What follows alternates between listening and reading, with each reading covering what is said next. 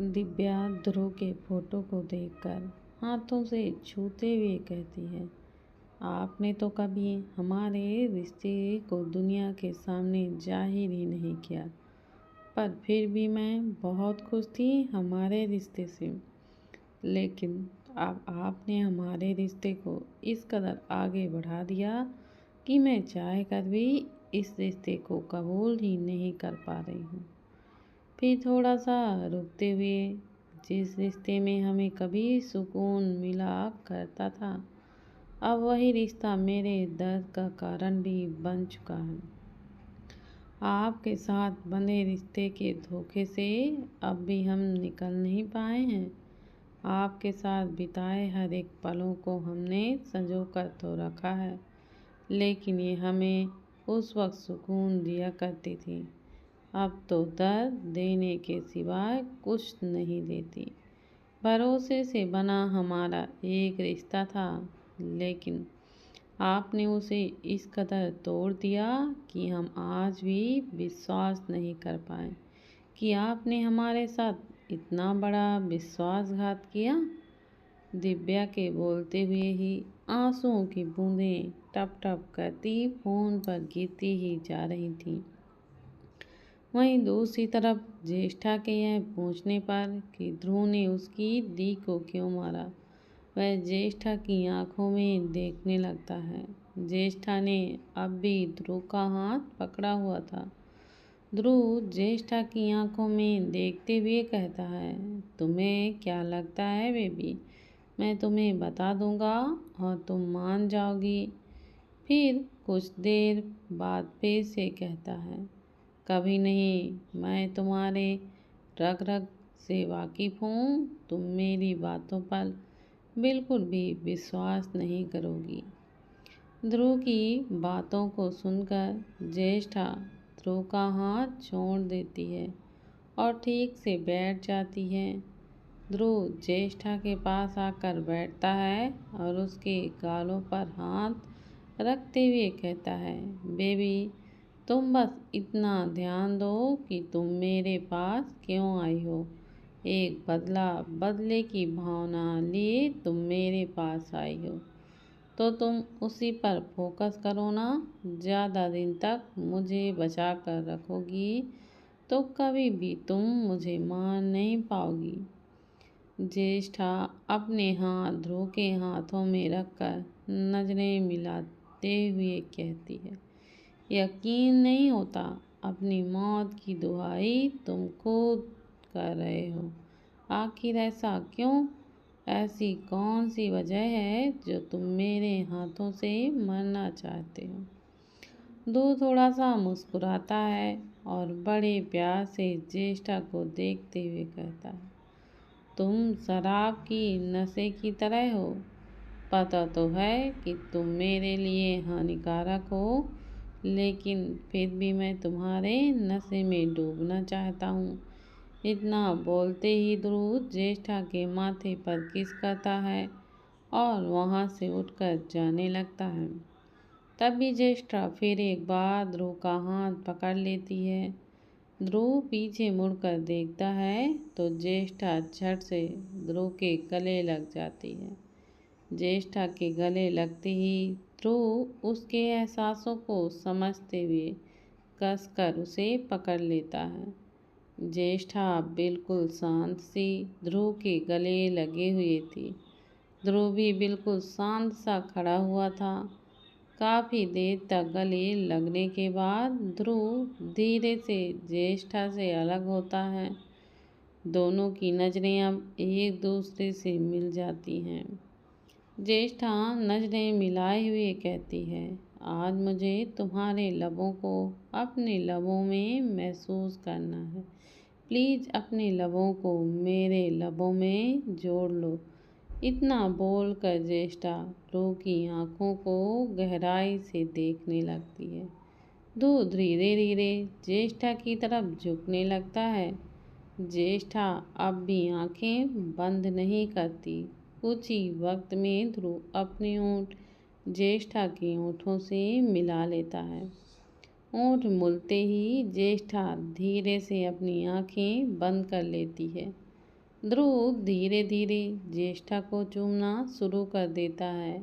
इस बार ज्येष्ठा भी ध्रुव का साथ देते हुए बहुत पेशेंस के साथ किस करने लगती है।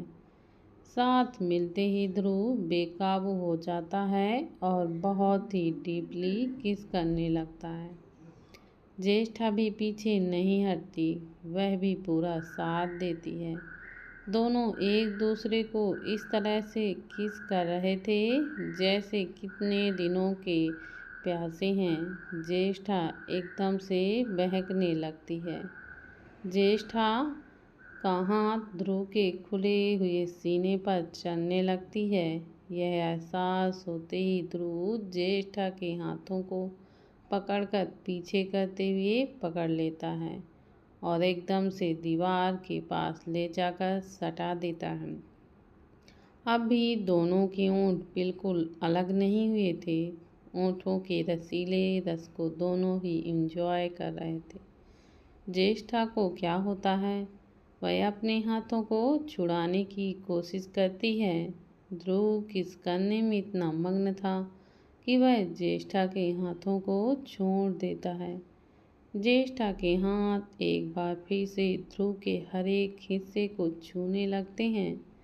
इस बार ध्रुव ज्येष्ठा के हाथों को कसकर पकड़कर पीछे ले जाकर पकड़ लेता है और दीवार पर पुश करते हुए एक बार फिर से डीपली किस और पेशेंस किस में बदल जाती है। आधे घंटे तक दोनों के होंठ ऐसे ही उलझे रहते हैं। फिर दोनों के ही सांसें उखड़ने लगती है। ध्रुव धीरे से ज्येष्ठा के होंठों को छोड़ देता है। ज्येष्ठा लंबी लंबी सांसें लेने लगती है। ध्रुव भी अपनी सांसों को काबू में करने लगता है। कुछ देर में दोनों नॉर्मल होते हैं। ध्रुव ज्येष्ठा को छोड़कर बेड से अपनी शर्ट उतारता है और पहनते हुए बाहर जाने लगता है। तभी ज्येष्ठा कहती है, क्या तुम अपने वक्त को कुछ दिन के लिए मेरे नाम नहीं कर सकते हो? यह सुनते ही ध्रुव पीछे मुड़कर ज्येष्ठा के पास आता है और उसकी आंखों में देखते हुए कहता है, कुछ दिन क्या, मैं अपने पूरे वक्त को, पूरी जिंदगी तुम्हारे नाम कर सकता हूँ। ज्येष्ठा ध्रुव को देखने लगती है, फिर बेड पर लेटकर ध्रुव को अपने पास लेटने का इशारा करती है। ध्रुव भी ज्येष्ठा के पास लेट जाता है तो ज्येष्ठा उसकी बाहों में खुद को भर लेती है। ध्रुव भी ज्येष्ठा को बाहों में भरकर आंखें बंद कर लेता है। इधर दिव्या डिनर करने के बाद सोफे पर बैठी आदित्य के ही आने का वेट कर रही थी। आदित्य कुछ ही वक्त में कमरे में आता है। बेड पर दिव्या को न देखकर आदित्य बालकनी की तरफ नज़र डालता है। तभी उसे सोफे पर दिव्या बैठी हुई दिखती है। आदित्य के कदम अब दिव्या की तरफ बढ़ जाते हैं। आदित्य दिव्या के पास सोफे पर जाकर बैठ जाता है। आदित्य के पास बैठने पर भी दिव्या बालकनी के बाहर ही देखती रहती है। आदित्य अब बस दिव्या को देखने लगता है। एक खामोशी भरे पल दोनों ही साथ में बिताने लगते हैं। सांसों और धड़कनों के अलावा दोनों के बीच कोई आवाज़ नहीं होती। बहुत देर तक दोनों के बीच शांति रहती है। अब दिव्या बालकनी से नज़रें हटाकर अपनी नज़रें आदित्य की तरफ डालती है। आदित्य को देखते ही बेचैनी को ख़त्म करके एक सुकून सा हो जाती है। आदित्य और दिव्या एक दूसरे की आंखों में ही देख रहे होते हैं कि अचानक ही दिव्या आदित्य के गले लग जाती है। आदित्य को इस बात की भनक पहले ही लग चुकी थी कि दिव्या कुछ ऐसा ही करेगी। आखिर में आदित्य के सवाल ने ही तो दिव्या के पुराने जख्म उभर कर लाए थे। दिव्या को बेचैन उसी ने तो किया था। वैसे तो वह इस सवाल को पूछना नहीं चाहता था, लेकिन अचानक पता ही नहीं क्यों उसने पूछ दिया। आदित्य भी दिव्या के गले लगने से उसे पकड़ लेता है और धीरे से आदित्य अपना एक हाथ दिव्या के कमर पर रखता है और दूसरा पीठ पर। सुकून तलाश करते हुए दिव्या कसकर आदित्य को पकड़ लेती है। थोड़ी देर की नज़दीकी के बाद आदित्य दिव्या को अलग करने लगता है, लेकिन दिव्या और कसकर उसे पकड़ लेती है। दिव्या के दोनों हाथ आदित्य के गले पर लिपटे हुए थे, तो वहीं अब आदित्य के दोनों हाथ कमर के चारों ओर लपटे हुए थे। बेड की तरफ ले जाकर आदित्य धीरे से दिव्या को लेटा देता है और पीछे हटने लगता है, लेकिन दिव्या इस बार भी उसको नहीं छोड़ती। आदित्य हार मानकर दिव्या के ऊपर लेटते हुए साइड से लेट जाता है। अब दिव्या के गले से हटकर सीने पर उसके हाथ चले जाते हैं। वह कसकर आदित्य के सैड को पकड़ लेती है। आदित्य दिव्या की हरकतों को देखकर खुद भी उसके कमर को पकड़कर और करीब अपने खींच लेता है। दिव्या की सांसें एकाएक ही बढ़ जाती हैं, जो आदित्य को अपने सीने पर भी महसूस हो रही थी। आदित्य भी अपने धड़कनों को संभालते हुए अपनी आंखों को बंद कर लेता है। दिव्या की आंखें तो आदित्य के करीब होते ही बंद हो गई थीं। कुछ ही देर में दोनों एक दूसरे की करीबी को महसूस करते हुए नींद के आगोश में चले जाते हैं। दूसरे दिन की शुरुआत सुबह की चमकती हुई किरणों के साथ होती है। आज सिंघानिया विला में एक अलग ही रौनक फैली हुई थी। हॉल के सोफे पर एक आदमी और एक औरत बैठे हुए थे और उसके साथ ही पूरा परिवार भी उनके साथ बैठा हुआ था। रूही सबको चाय देते हुए सोफे पर बैठे आदमी और औरत का आशीर्वाद लेती है। वह औरत नोटों की गड्डी निकालकर रूही की नज़र उतारते हुए एक नौकर को बुलाते हुए उसे वह पैसा थमा देती है। दिव्या वहाँ खड़ी बस उन सब के हरकतों को ही देख रही थी। उसे कुछ भी समझ नहीं आ रहा था कि आखिर ये कौन लोग हैं। तभी तरुणा जी दिव्या को बुलाती हैं। दिव्या उनके पास चली जाती है। दिव्या के जाते ही तरुणा देवी कहती हैं, दिव्या इनसे मिलो। ये हैं शेखर ठाकुर और उनकी धर्मपति सखी ठाकुर।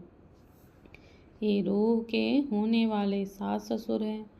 दिव्या उनके पास जाकर झुकते हुए आशीर्वाद लेती है। सखी जी दिव्या को देखते ही आशीर्वाद देते हुए उसके गालों पर हाथ रखकर तरुणा देवी जी की तरफ देखकर पूछती हैं, इतनी प्यारी बच्ची है, आपने बताया ही नहीं कि आखिर ये है कौन। तरुणा देवी तुरंत जवाब देती हैं, ये हमारे पोते आदि की धर्मपत्नी हैं। सखी मुस्कुराते हुए कहती हैं, हीरे को खोज कर लाए हैं आप अपने पोते के लिए। उनकी बातों को सुनकर सब मुस्कुरा देते हैं। सखी जी इधर से उधर देखते हुए कहती हैं, आपकी बड़ी बहू दिखाई नहीं दे रही हैं। यह सुनते ही दिव्या के चेहरे पर एकदम से दर्द उभरने लगता है। तरुणा दी एक नज़र दिव्या को देखते हुए कहती हैं, जी किसी कारणवश अर्जुन की शादी नहीं हुई है। सब अब बिल्कुल शांत हो जाते हैं। शांति तोड़ते हुए सखी जी कहती हैं, हमसे भी अब बिल्कुल रहा ही नहीं जा रहा है रूह को अपनी बहू के रूप में देखने के लिए। दोनों की सगाई को 1 साल से ज़्यादा हो गए हैं, तो हम सोच रहे हैं कि क्यों ना इनकी शादी भी कर दें। अब तेजस भी तो बिजनेस के लिए 2 साल के लिए बाहर जा रहे हैं और इतना लंबा इंतज़ार अब हमसे नहीं होगा। यह सुनते ही तेजस को, जो अभी अभी अंदर आ रहा था, उसकी नज़रें सीधे रूही पर ही चली जाती हैं। रूही, जो कब से सर झुकाए हुए खड़ी थी, वह एकदम से सर उठा लेती है। रूही की नज़र भी तेजस पर पड़ती है। तेजस को देखते ही रूही गुस्से से वहाँ चली जाती हैं। सभी लोगों को बातों में व्यस्त देखकर तेजस भी रूही के पीछे चला जाता है। दोनों की हरकतों को दिव्या एकदम अच्छी तरह से नोटिस कर रही थी। इधर गुस्से में रूही चलती जा रही थी। तेजस भागते हुए रूही को बुलाने लगता है। रूह, रूह, लिसन टू मी। बुलाते हुए ही तेजस रूही के पास पहुंच जाता है तो उसका हाथ पकड़ लेता है। रूही जोर से तेजस का हाथ झटक देती है और फिर गुस्से से कहती है, अब सुनने के लिए रहा ही क्या गया है। तेजस रूही की आंखों में गुस्सा और नाराजगी साफ देख पा रहा था। रूही, मैं तुम्हारे करीब नहीं आती तो तुमने सीधे शादी के लिए अंकल आंटी को ही बोल दिया। शादी हो गई तो मुझे कुछ भी करके तुम्हारे करीब जाना ही पड़ेगा। क्यों? यही सोचकर तुमने ये सब किया ना? तेजस, रूह, तुम मुझे गलत समझ रही हो। रूही, गलत मैं पहले थी, लेकिन अब मैं तुम्हें बिल्कुल सही समझ रही हूँ। तुम पर भरोसा करके मैंने इतना बड़ा फैसला लिया और तुमने मेरे भरोसे को पल भर में ही तोड़ दिया। हमारे इतने अच्छे रिश्ते को तोड़ दिया। तेजस रूही के हाथों को छूने की कोशिश करते हुए कहता है, मेरी बात तो समझो रूह। मैंने मॉम डैड को शादी के लिए बिल्कुल भी नहीं बोला। इनफैक्ट मुझे तो पता ही नहीं है कि मॉम डैड इस तरह से हमारी शादी की बातें करेंगे। तेजस को छूने की कोशिश करता देख रूह पीछे हटते हुए कहती है, छूना मत मुझे। तेजस के हाथ एकदम से ही रुक जाते हैं। वह अपना हाथ पीछे की ओर कर लेती है।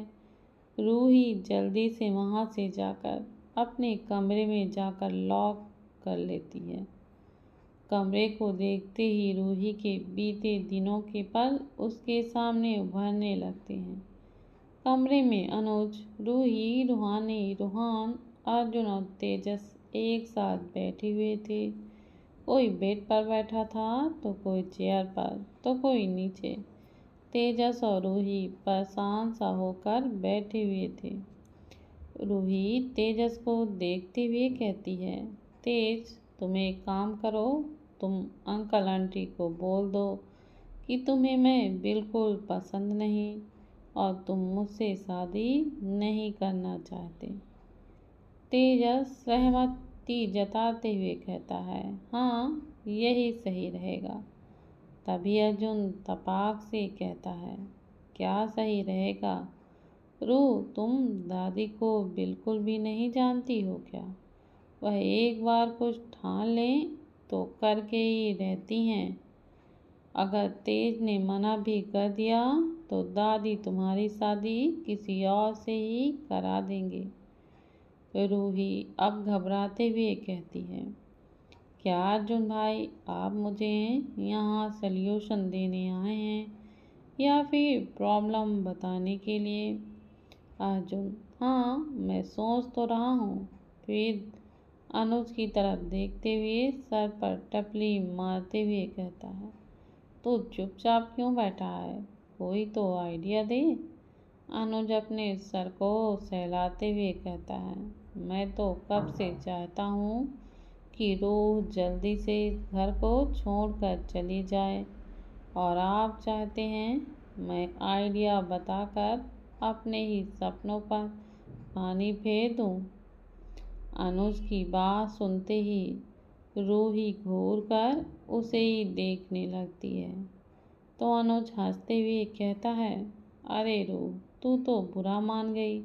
मैं तो बस तुम्हारा रिएक्शन देखना चाहता था। इधर इस पर तेजस कहता है, क्या यार, तू भी, तुझे दिखाई नहीं दे रहा रूह कितनी परेशान है? और तू? अनुज, रूह से ज़्यादा तो तू परेशान लग रहा है। कहीं तुझे ऐसा तो नहीं लग रहा है ये आफत तेरी जिंदगी में आएगी तो क्या होगा? इस बार सब कोई अनुज को घूरते हुए देखने लगते हैं तो अनुज हड़बड़ाते हुए उठकर जाते हुए कहता है, अरे हाँ, मुझे याद आ गया, माँ ने मुझे अब बुलाया था। उसके जाने के बाद सभी अपनी सोच पर डूब जाते हैं कि तभी अर्जुन कहता है, क्यों ना तुम दोनों इस रिश्ते के लिए हाँ बोल दो। और तेज, तुम बोल देना कि तुम अभी फ़िलहाल शादी नहीं करना चाहते। इससे तुम दोनों की शादी भी नहीं होगी और रूह के लिए दूसरे रिश्ते भी नहीं खोजा जाएगा। रूही एकदम से कहती है, लेकिन अनुज भाई, कब तक ऐसा चलेगा? अर्जुन कुछ सोचते हुए कहता है, तब तक तो दोनों को अपने अपने जीवन साथी मिल जाएंगे, तब रिश्ते को तोड़ देंगे और हो सकता है दोनों के बीच प्यार हो जाए और रिश्ता को आगे बढ़ जाए। अनुज की बात से रूही और तेज एक दूसरे को देखते हैं, फिर एकदम से नजरें हटा लेते हैं।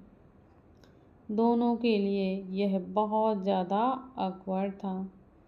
तेजस सिचुएशन को सही करते हुए कहता है, अर्जुन की बात से मैं बिल्कुल भी सहमत हूँ। इस बार अर्जुन रूही को देखते हुए कहता है, रूह, तुम्हारा क्या कहना है? कुछ देर सोचने के बाद रूही भी हाँ बोल देती है। उन पलों को याद करते हुए रूही बेड पर बैठ जाती है और पीछे टेक कर आज के बारे में सोचने लगती है। पहले और अब में बहुत अंतर हो चुका है। उस वक्त तेजस और रूही सिर्फ दोस्त हुआ करते थे, लेकिन आज ऐसा कुछ भी नहीं है। रूही के हाँ बोलने के बाद दोनों की सगाई हो गई। तेजस और रूही एक दूसरे के साथ ज़्यादा से ज़्यादा वक्त बिताने लगे। बीतते वक्त के साथ रूही के दिल में तो तेजस के लिए कुछ भी एहसास नहीं आया, लेकिन तेजस के दिल में रूही के लिए एहसास जगने लगा।